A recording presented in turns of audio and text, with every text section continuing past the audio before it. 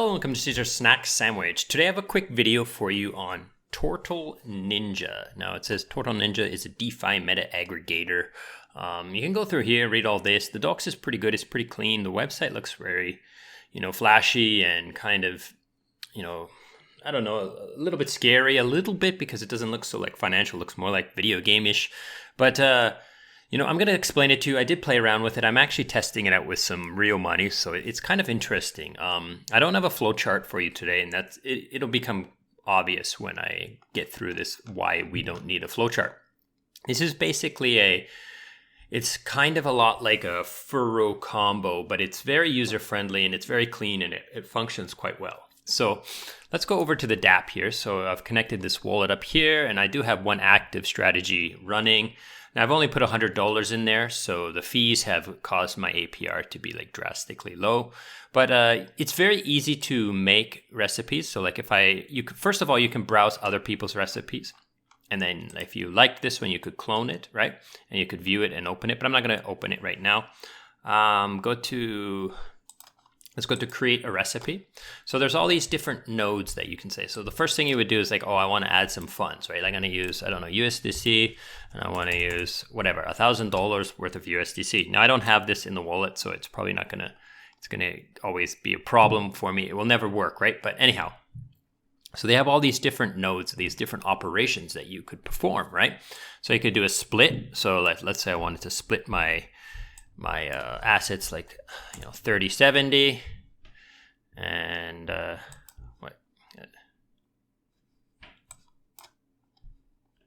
let's say connect from, let's go to USDC 30 and USDC.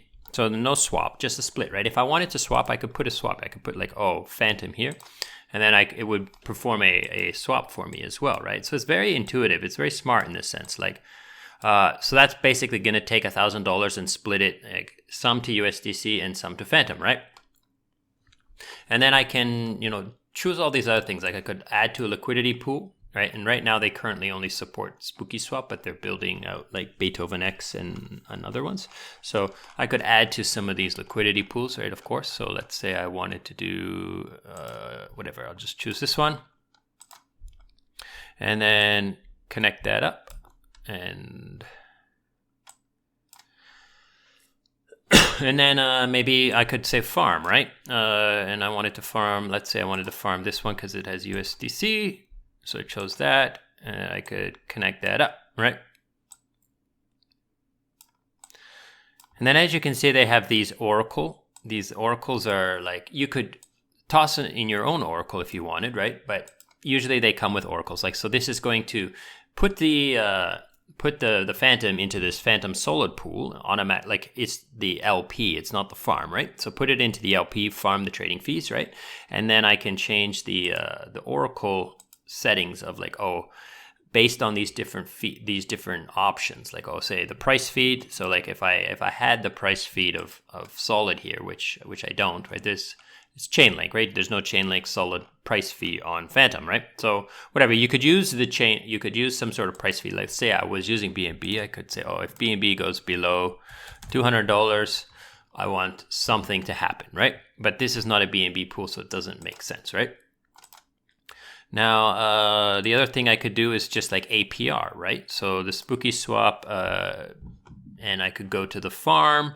If there was a solid farm, I could say, if that farm, drops below a certain APR, like, below 40, then I want you to do something, right? And then there's also like manual execution. So manual execution will just cause a button to come up when it's time, and you can just execute it, right? You can just come into your live active combo, and you could execute that oracle at some time, right? And then social sentiment is a weird one. Like basically, this is kind of looking at like the social sentiment of like Twitter and stuff like that. Now this is something that I'm not really familiar with. I'm not very good at like adjusting this, but let's say if we did take some token like LDO, and we say if the social score is 3, lower than 3, or the sentiment is like happy, and then it will execute something, right? So You can look into the social sentiment a little bit more as well.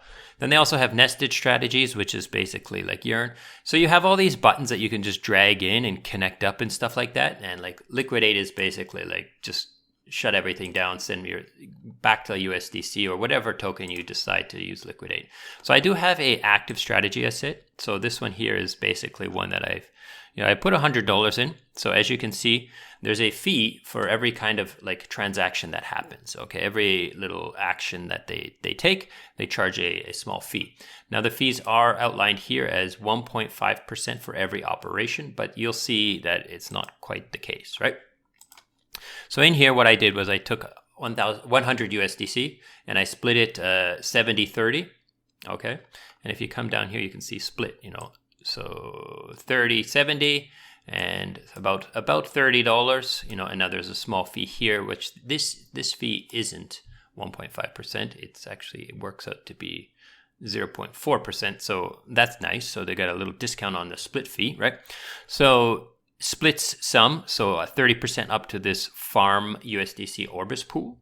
And that's basically like a zap. So what it did was it took my USDC, it bought half Orbis, created an LP, and put it into the Spooky Swap farm and is farming Spooky Swap. Now, if you look at this, it is auto compounding. So it's selling the rewards and auto compounding for me, right? So then you can see that these two nodes that are currently in progress, you can see them here in green, in progress. This one has earned me, 19 cents, right? And this one has lost me so far 5 cents because, like I said, the fees and stuff, like basically, and the swapping and the impermanent loss and all this kind of stuff, right? So then what I did is I took these two oracles. Now there's no Orbis oracle, right? So what I did for this one is that